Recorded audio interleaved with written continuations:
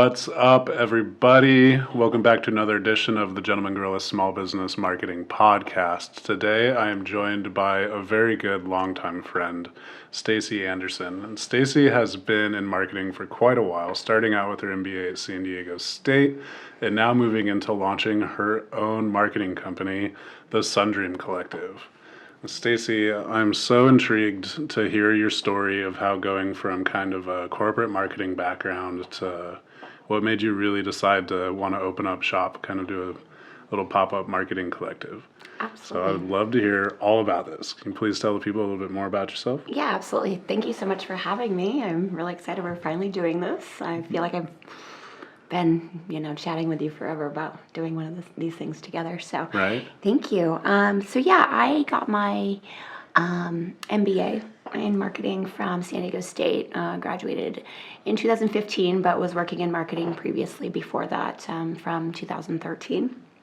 And was working with small businesses in different industries and just helping them to come up with, anything that they would need, whether it be social media, putting all of their, practices in place.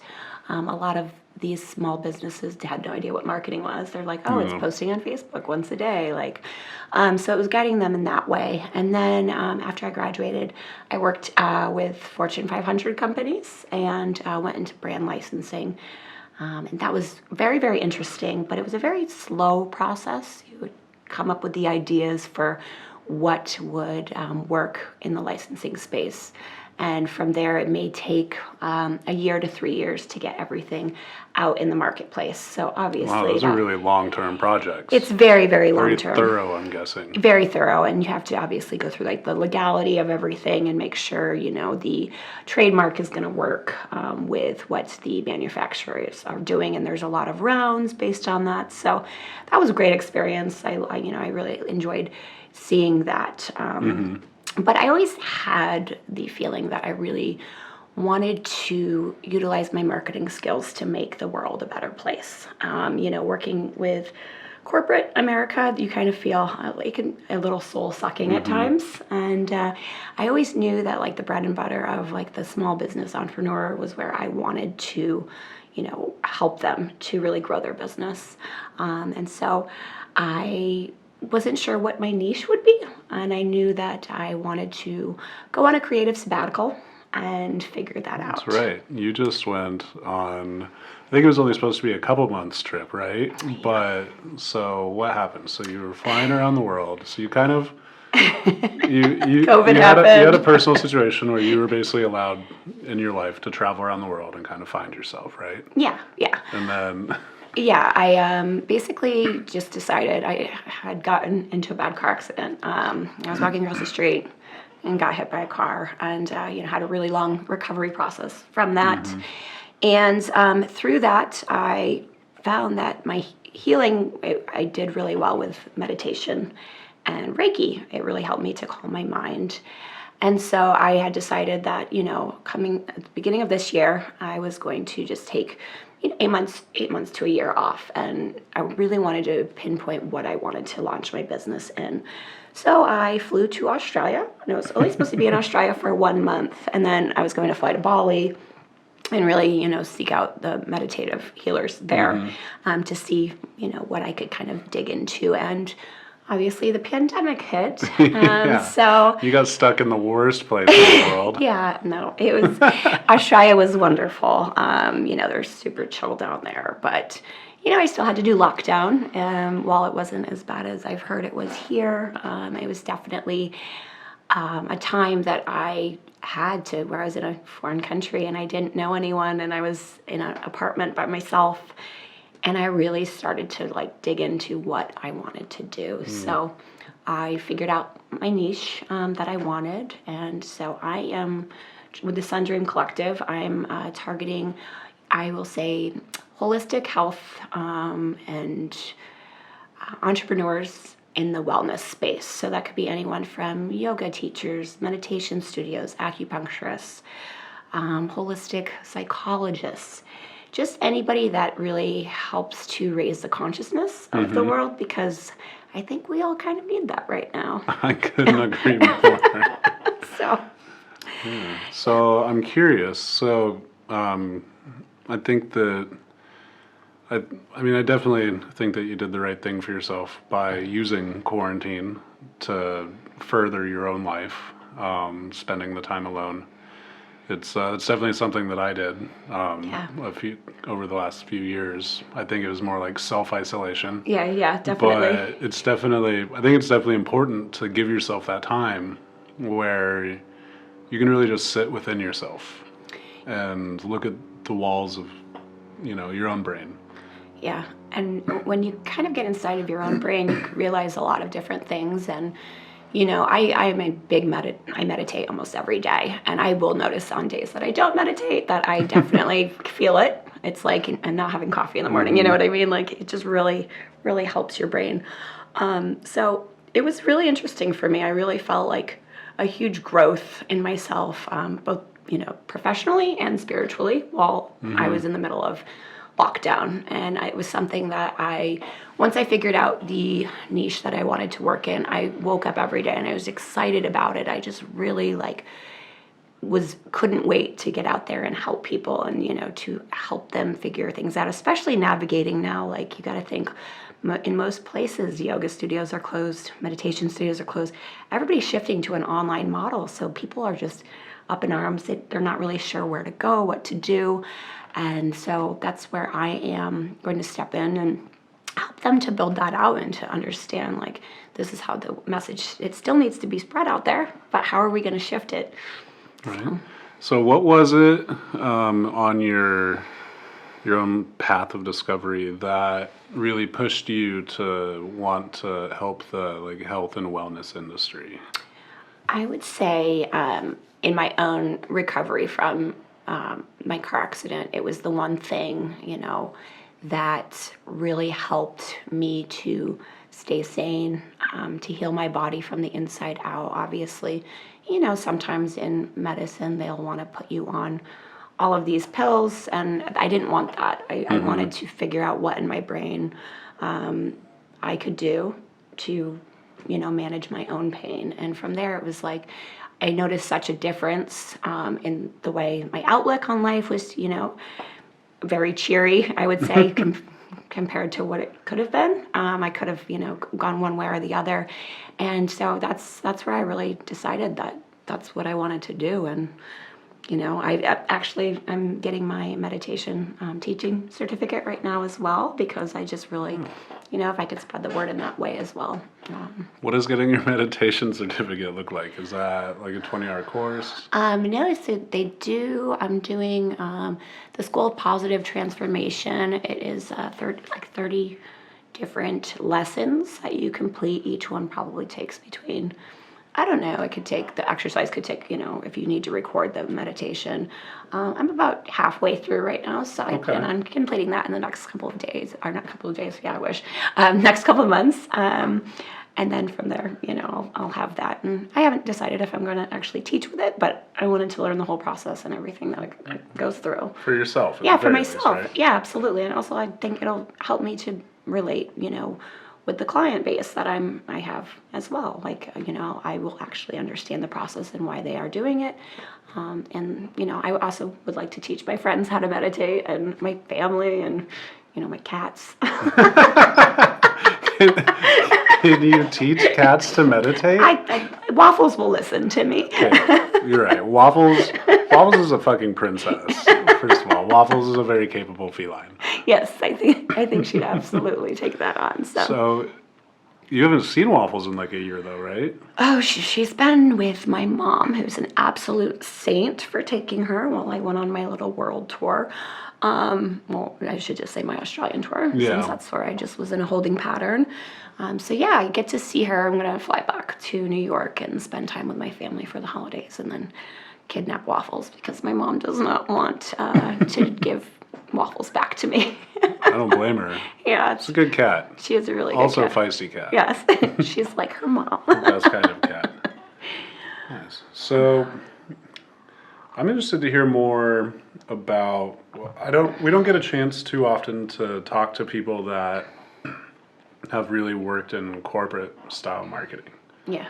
So I'm really interested to hear like some more details of kind of like what like the expectations were, like for really working any job Yeah. within the field. Yeah. It's because I know that they're way different than running like a little Yeah. corner store marketing company. Yeah, no, for sure. There's a lot more red tape involved. I would say it's very like hierarchy based. So it could be, you could have an idea and then you have to sit in kind of a think tank process and pass around the idea and make sure everybody likes it. And then it'll go through, up the ladder. And then finally, if everybody on your team likes it, then you can present it to a client. And then from there, it would definitely be like, okay, a lot of back and forth. So the difference between what I like between like small business marketing and corporate marketing is honestly the freedom that you get from, working in small business. You're kind of a jack of all trades, whereas it's more siloed in Like corporate this marketing. is your channel. This is your channel. their This is what you're channel. doing, and then you have to go to another department, get approval from there. It could take a week or two, and so it's a lot of stop and start, and it was great to learn in that environment. I worked for some pretty big name companies, and but it also at the same time, the products weren't necessarily things that I thought were moving the world along. It's very like packaged goods, like consumer packaged goods, or like toys for children, things like that, kind of extras that you could buy, but it wasn't really what I had envisioned for what I really wanted to do. Like I have always had this, burning desire to change the world in a positive way, and so it wasn't in the corporate world. Didn't quite sync up. Yeah, it didn't, and you kind of, I don't know, at the end of the day, you kind of have this feeling, and you're like, is this what I went and spent all that money on that MBA for? So you can ask people for permission for Yeah, everything exactly. that you do. Yeah, exactly. So, and like my mom, I come from a family of entrepreneurs. My mom and grandpa, they both ran their own business at I just remember growing up, and they were always their own boss. So that was very inspirational for me, and was something that I really wanted to do for a very long time. I mean, I think as long as I've known you, we've been sitting at coffee shops and just working on client things, and We've had some interesting projects together. yeah, Oh, absolutely. I don't even want to remember these projects. But Well, cheers, we made it very far. Cheers. We've made it far.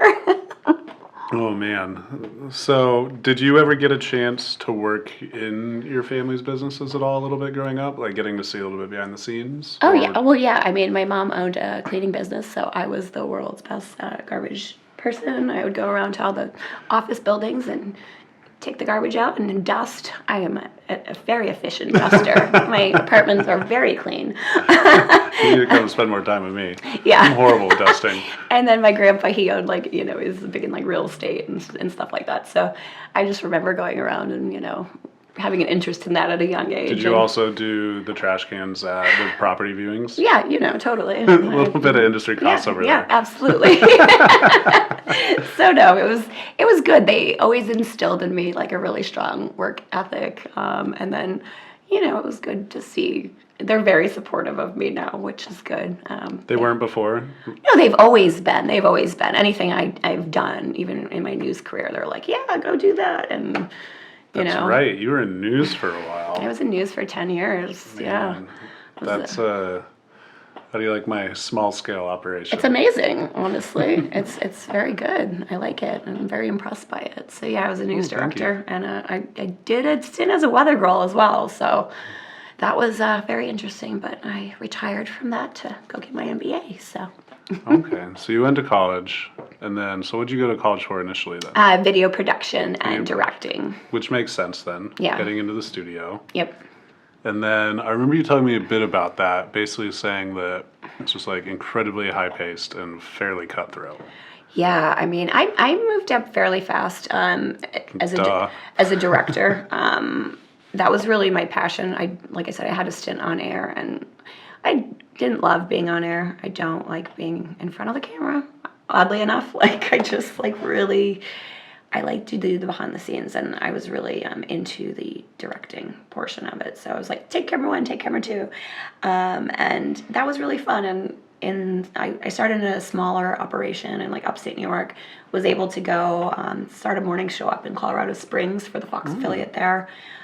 Jump markets to Denver, where you're from. I've spent time many years there. Go Broncos! Woo! And then from there, that's what landed me in San Diego, as I worked for the CBS affiliate here for a while. And then when the economy crashed, they started to automate everything, and I was just like, I think news is a dying business, like at least local news. So I saw the writing on the wall and really wanted to learn a new skill set and go into business for myself eventually. So that's where I got my MBA in marketing. Nice. And then that was here in San Diego.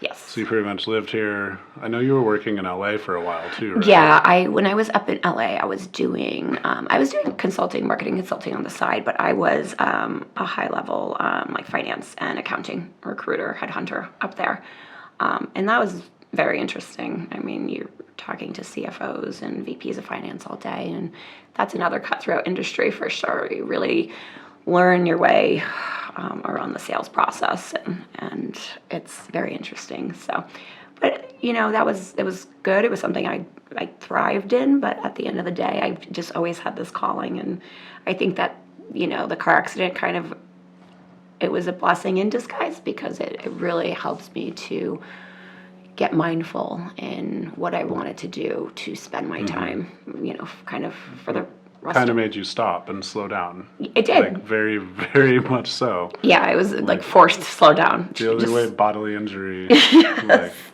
yeah, you are literally not allowed to do anything. Yeah. Like, your body won't let you. Yeah. So. And it definitely makes you sit and look at yourself. Yeah, absolutely. So, I mean, and then obviously with the pandemic, I think if I would have continued traveling, I definitely wouldn't have gone as far had this not happened. So I'm thankful for it. And my whole approach to my business is, I want to help people learn how to mindfully market, because the thing in corporate America, whether it be recruiting, whether it be, working for a brand extension company or, a tech company, they kind of push the message down your throat, sales. Like it's overwhelming. And especially right now with the pandemic, people need to really know how to mindfully approach their target market and their niche. What do you mean when you say mindfully approach? And I definitely get the corporate attitude is people are just numbers. Yeah. Like, you're marketing to the consensus, basically. Like, this product tests best with this type of people, so let's write a message and create graphics that we think will appeal to these people. Yeah, exactly. So how is that different then from a mindfulness approach to marketing? Well, I would say it's very similar to just your mindfulness approach in just life in general. You really stop, you think, you breathe, and you get to, for me, what I do is I will reach out individually to people that I think I may want to be in my target market. I have a general idea, but what I do is I really reach out to them and I talk to them. What are your pain points? What do you need help with? You really start to learn more about them, and your brand gets they want to know your story. People don't really trust big brands a lot anymore, and so they want to trust the person behind the brand and the story behind the brand. So really it's taking it's taking the corporate marketing, throwing it down their throat and flipping it on its head. And for some people, they're like, oh, well, I don't have time for that. Well, obviously, if we've seen with the pandemic, a lot of companies are just they're not around anymore. Mm-hmm. And so you really have to stop. And the ones that are around, they're like, well, what can we do? You really have to shift gears and know that, for instance, you're not going to send out email marketing about, oh, blah, blah, blah, blah, blah, because it's just a little tacky now. It is. Yeah, so you have to, how to mindfully, switch it is, you really need to look at everything and look into what your overall picture is, basically it's just really customer centric instead of product centric is probably the best way I would describe it. Okay, that makes sense. So instead of like focusing your effort around like what is like, all right, so I guess how do I want to say this? So it's like starting with the product. You start with the product and you go, what are the features of this product? And then you go and you find your research, which all of these big companies, they have years and years of Yeah. research Yeah. stacked up, right? So then I'm guessing, then you go in and be like, all right, so we have these different benefits from this product. Which ones align with the research that we've done and the types of people that we marketed and sold to in the past, Yeah. right? Yeah. And then, so customer centric is you sit down and it's completely reverse and you pull out like your ideal customer. It's like, this is the type of person that I want to work with. Yes. This is the type of situation that we can help with. Yeah. And then you tool your business around solving those problems. Absolutely. So that you can actually be beneficial instead of just selling something to somebody. Yeah, absolutely. Did I get that right? Yes, that's perfect. Absolutely. Okay. So yeah, like when you do that, people will trust you. And the big thing now, it's trust. Like you really want to have that relationship because people are going to come back to you over and over again if they trust you. If you make a product and shove it down their throat with, all of these, ads you bought and they like purchase it and it falls apart in, a couple days, or say the service is not great, customer service is not great, they're not going to trust you, and then you're not really going to have that person again. And then the biggest thing we have to understand, especially with social media and online now, everyone talks. Like I will say, if I'm buying a makeup brand, I will ask my girlfriends, what kind of foundation do you like? Because I want to try something new. Like, what shampoo are you using? Like anything, Because like. it's so easy now to Yes. reach out to, you can spend 10 minutes, text 10 different people, or Yeah. message 10 different people. Yeah. Just copy paste a message Yeah. and be like, all right, what's your feedback? Yeah, exactly. You might only get 1 or 2 responses, but Yeah. still, like, But like, I'll tell you, if my friends say, don't use this brand, I will not use that brand. I'm like, well, I'm going to try it. No, I'm not going to risk spending that money. Like, absolutely not. makeup's expensive. It is expensive. Being a girl is expensive. God. Everything about, like, Do you want to switch for a day or two? no. Whatever bank account I have won't exist anymore. Just dating women is expensive. I can't imagine being a woman all day, every day. Exactly. Oh my God.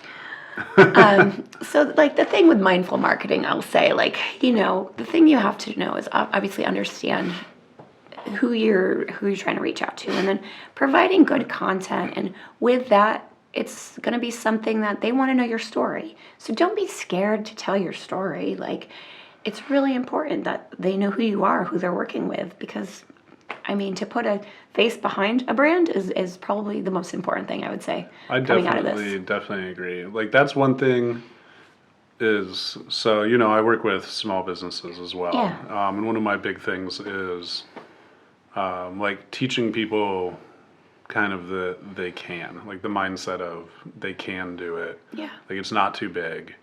But one of the biggest things is, and it's something that I've fought with myself, is when you speak your business's language, you need to speak with absolute authority, even if you don't have it. Yeah. Because, like, that's something that the big brands can do, is they'll go out and be like, this is the best product on the market.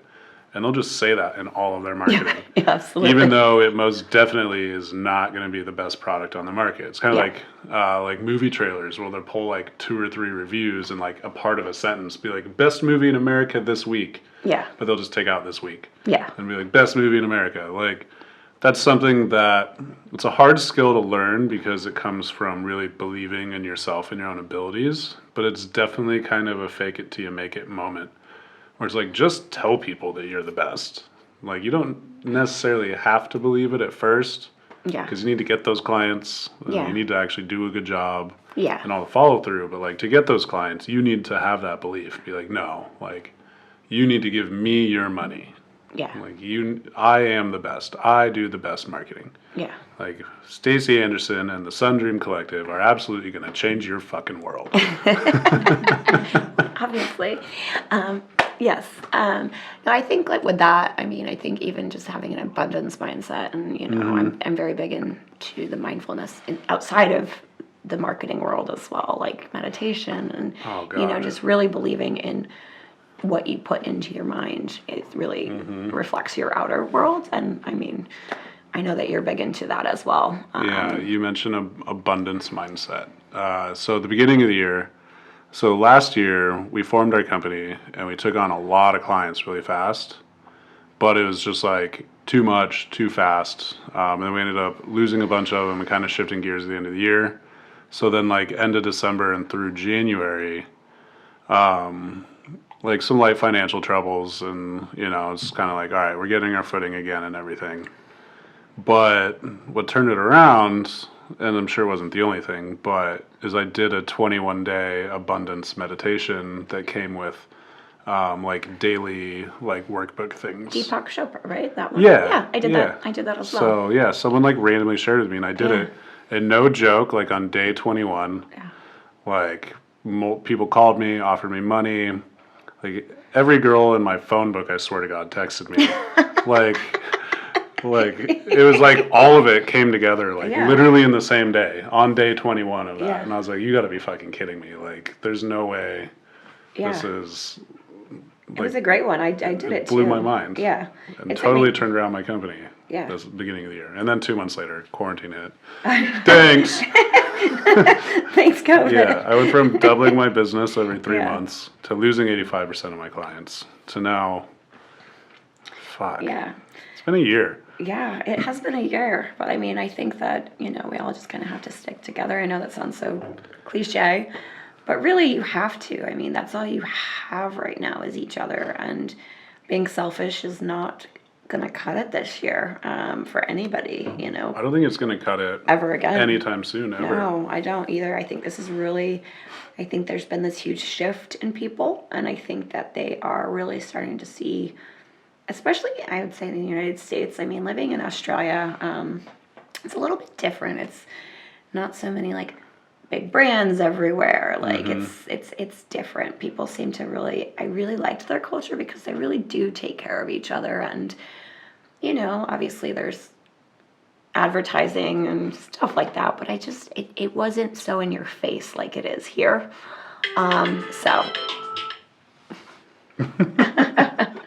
Forgot to pay attention. Yeah, no worries.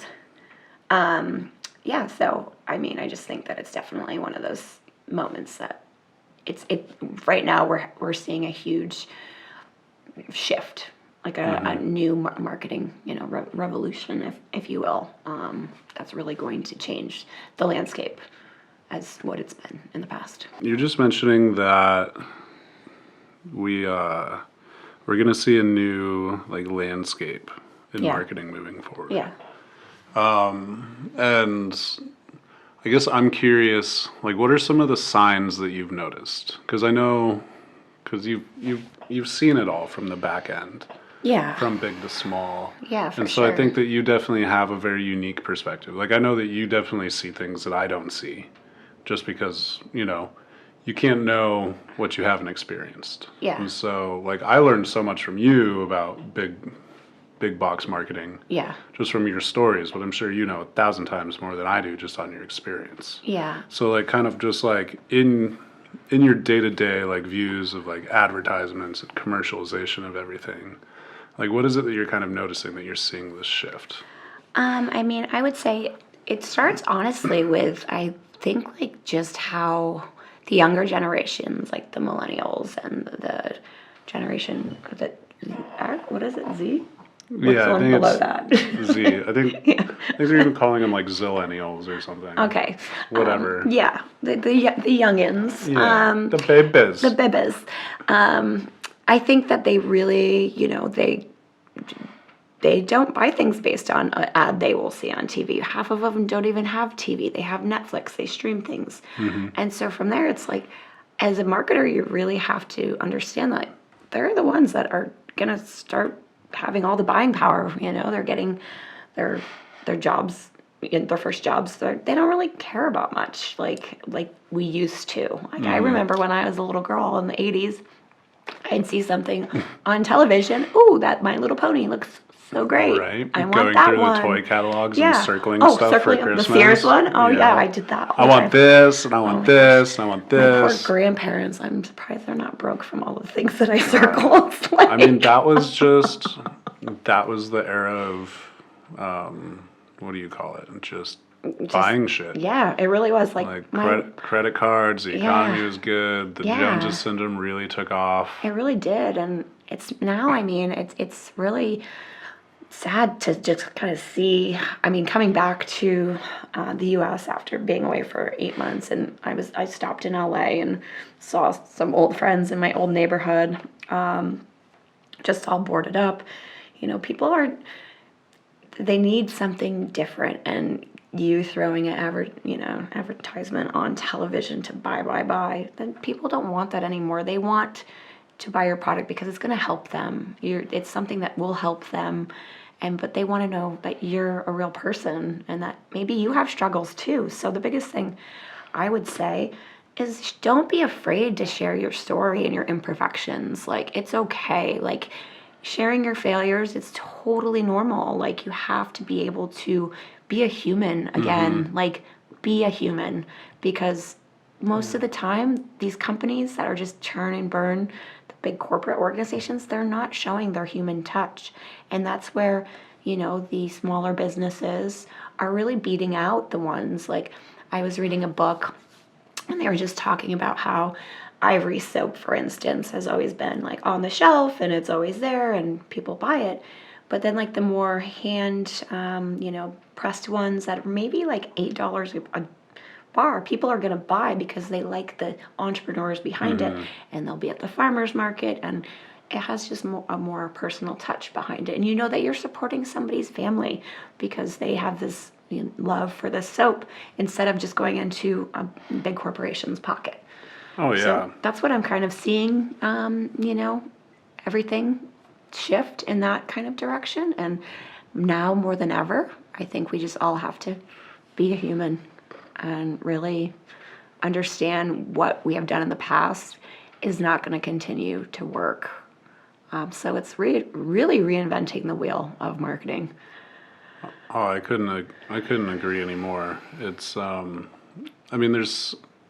it's like, as far as like all the ads, I was reading something, what is it? The number's like 6,000, you get marketed to like 6,000 times a day. It's something ridiculous. Like, you can't even comprehend that much. Like, think about emails. Like, I see my friends' emails pop up on their thing, and it's like 20,000 emails not read, and it's like, okay, this is because people are just over marketing, and it's not providing value.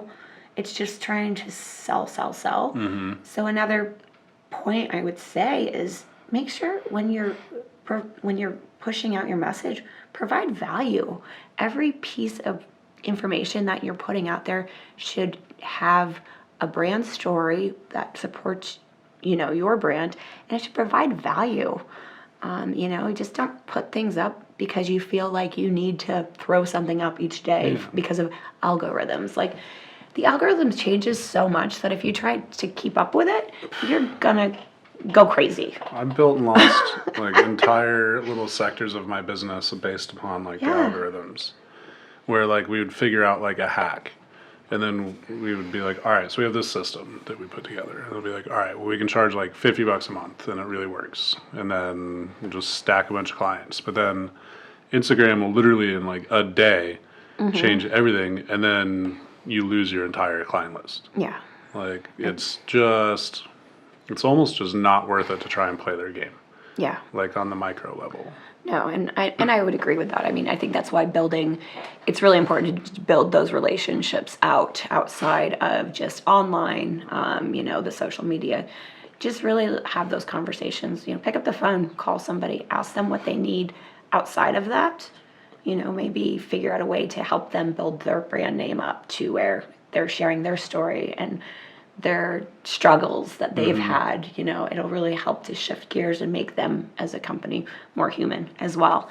That's kind of how I would go about it, because you never know with the algorithms and social media. Like, you can't predict these big tech companies, but obviously so many small businesses rely on them to find their target, out there.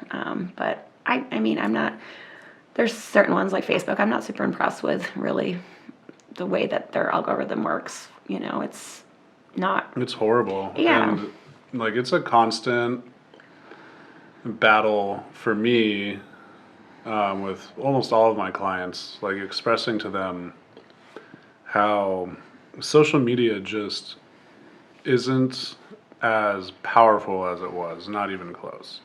Like, it's kind of like you still need a website. Yeah. Like, you need to have a website. Oh, yeah. You need to have like some sort of an email campaign going on. You should probably be running ads. You also need to have your social media set up. Like, having your social media set up and just like basic activity on them, like, boosts your Google rankings and your SEO and all of that. Like, it's all connected now. Yeah, everything's connected. Like, I just heard something about how Facebook and YouTube are partnering now. Like, so now, because Google owns YouTube, Facebook owns Instagram. Yep. Facebook and YouTube partnering. Like, hooray, mega Goliath corporations starting to happen. It's terrific. It's... Yeah, I mean, please be nice to the little guys. They never will be. Like Amazon, I've heard, like, I know some people that have made money on Amazon, but a lot of the times, like, Amazon is pay to play now. Like, if you have a product, like, you have to pay for their ad service. Like, and otherwise they like won't show your product. Or they'll make it cheaper. Yeah, and they're charging, like, basically when it's all done, like, they're charging like 80 to 90% of your costs, and so you're making pennies. Yeah. And they're just keeping it all in house. Yeah. Like, it's very interesting, and I know that they're obviously not being mindful because they have the money, but I just think if I would say 3 to 5% of entrepreneurs can understand that incorporating mindfulness in their marketing and their business practices, I think it could really help to raise the vibration even of the world. And from there, imagine like, your circle you're surrounded by, it's like your five people is how you are.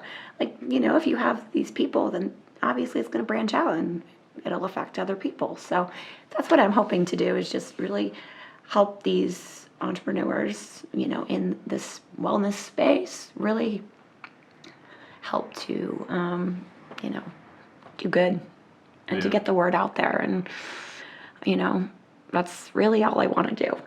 Yeah, and I think you're on it. I think that the shift that we need to see in business is that people need to be building their businesses to provide a value for their local community, not to make money.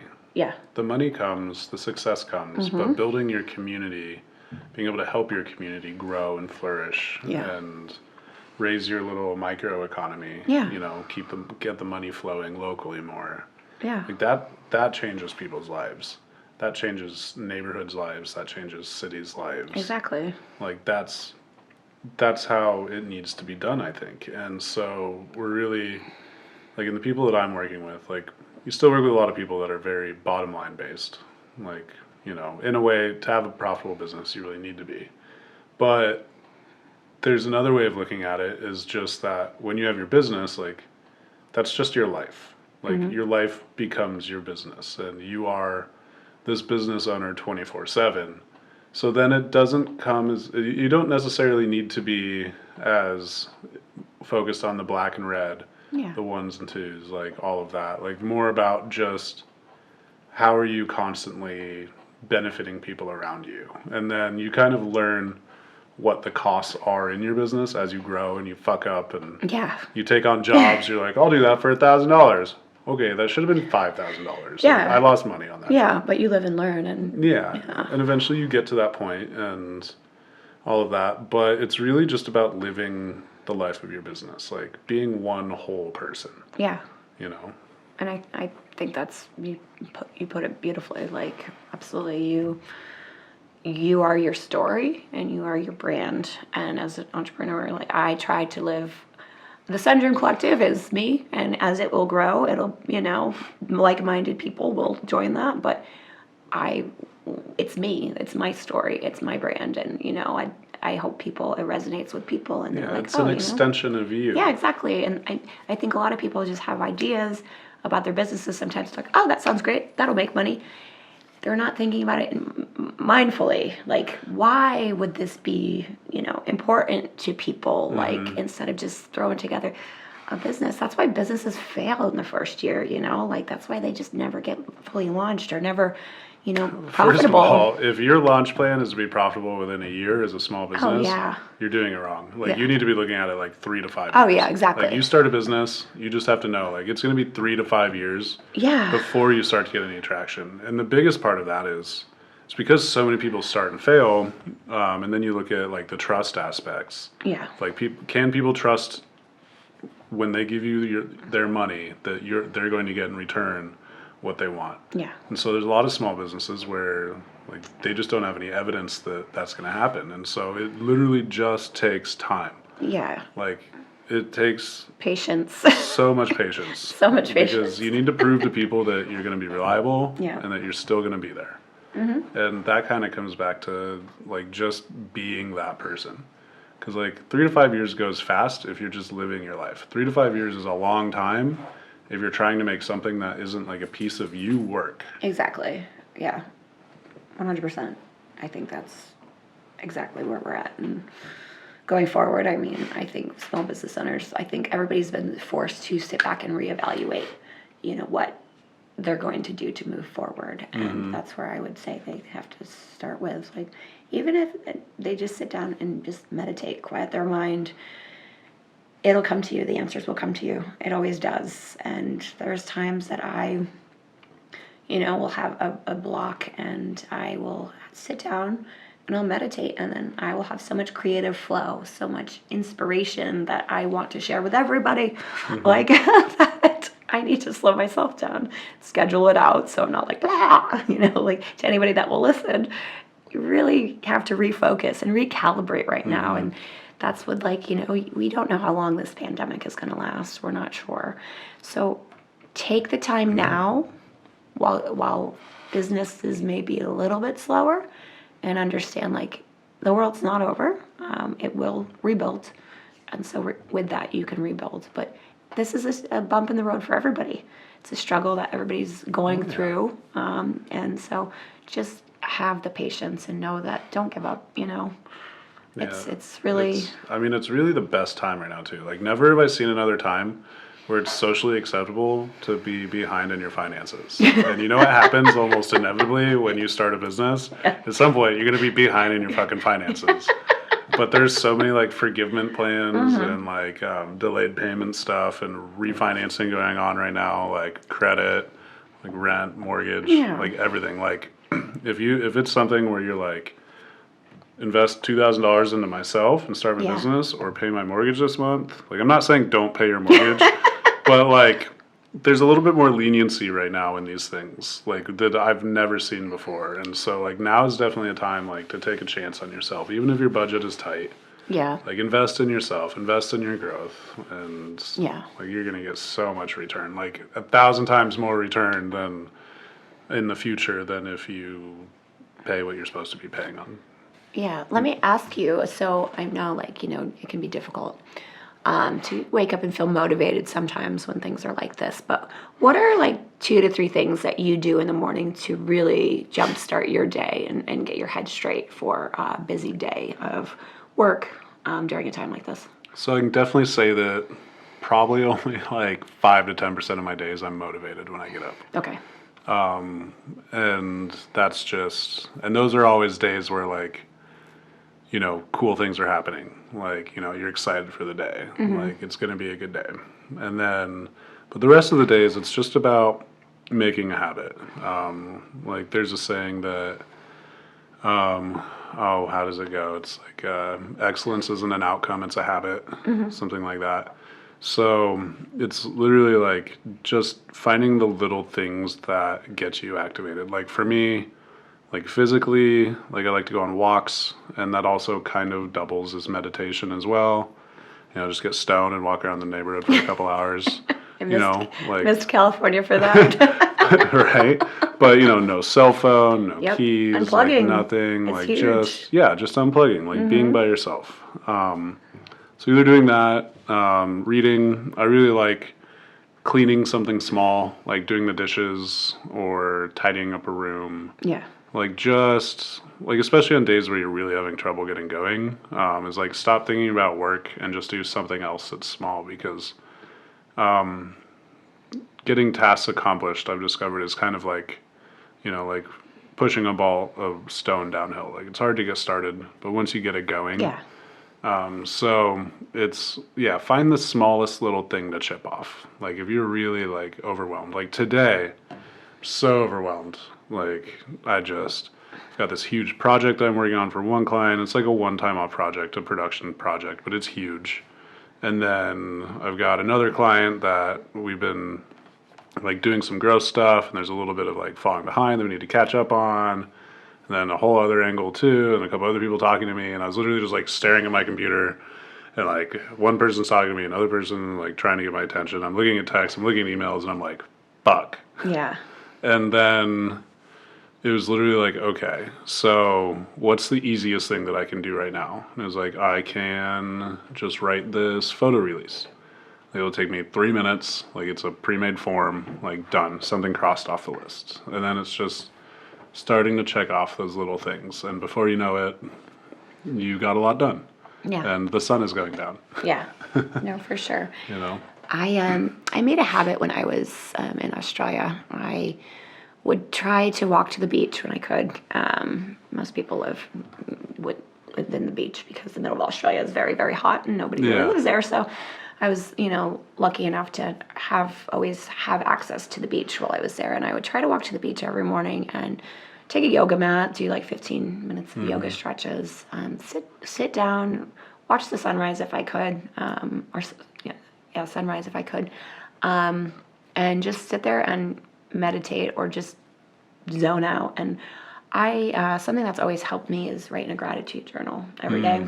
I try to write at least 3 things that I'm grateful for. And, on bad days, it's like, ooh, what am I grateful for? And you're like, I'm grateful for the clouds. Yeah, right. But then on other days, you're like, I'm grateful for this. And like the list could be so huge and I can't stop writing.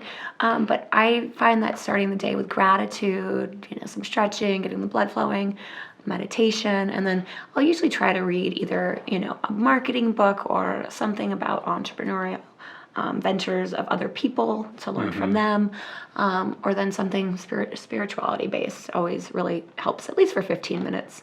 I find that if I can do that for 45 minutes to an hour, my days usually are so much more productive than the days that I don't do that.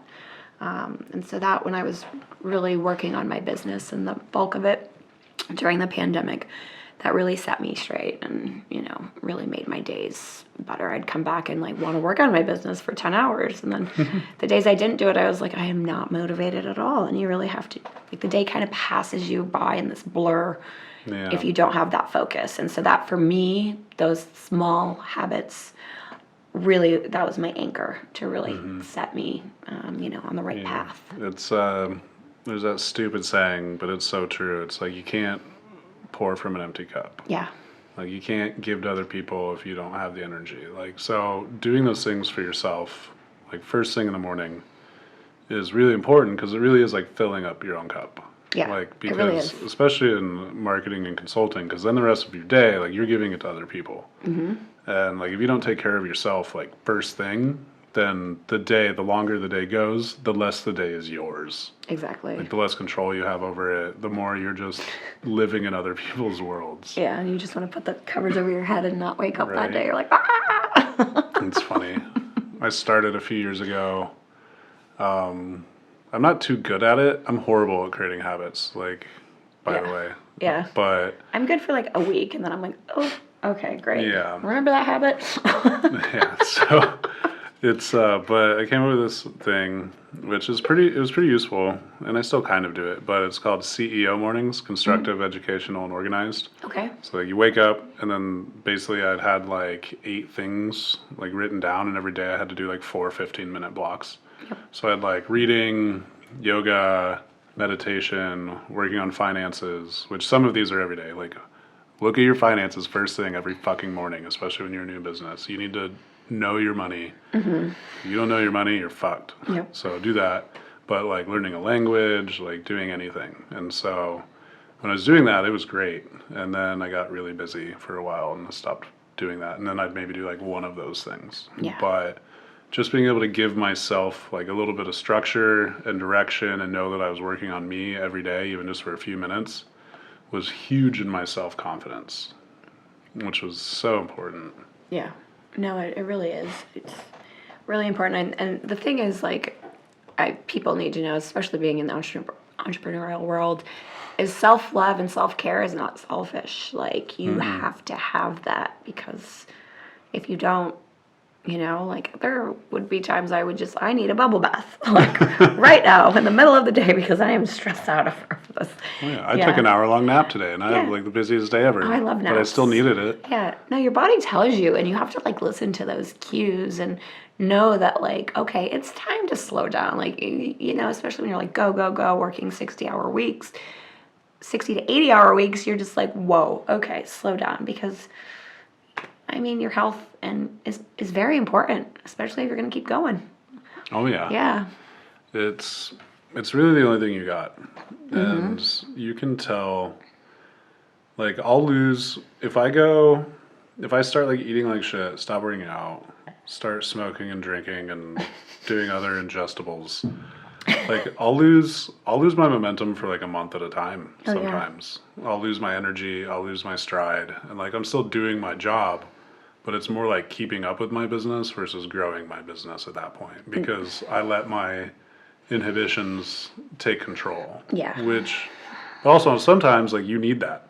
Yeah. Like, you need to not be a business owner for a little bit. No, I mean, I just took like 2 weeks off when I landed back in the U.S. just to see my friends and say my goodbyes to Southern California as I, move to Austin, Texas, and I do love Austin.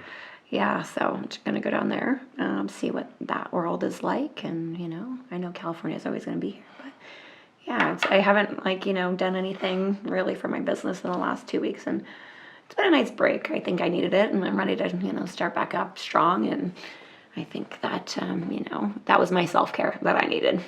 And I'm ready to get back into my normal habits and being healthy again and,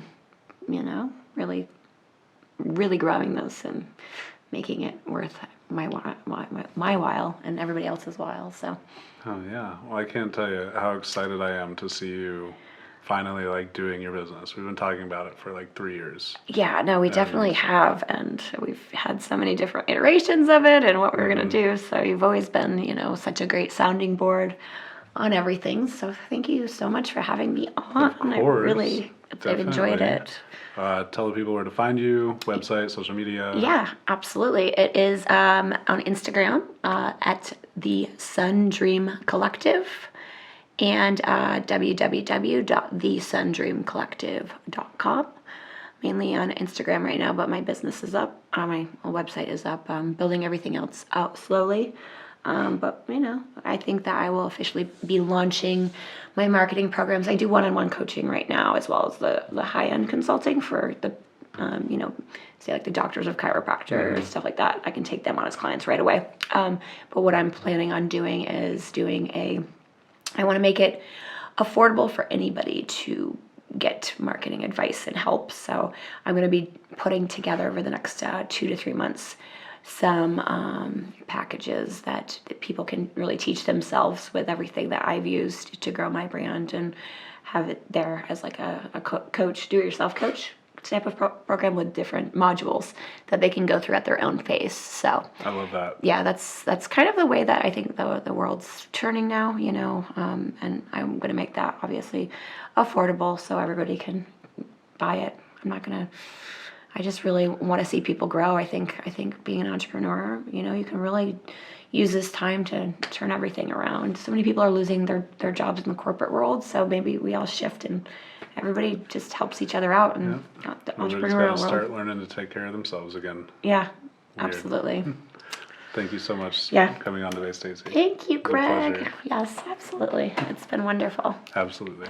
Thank you for listening, everybody. Stay tuned. Check out our other podcasts on Spotify, iTunes, and YouTube, as well as pretty much everywhere else they're available. Thank you, Stacey. Yes, thank you.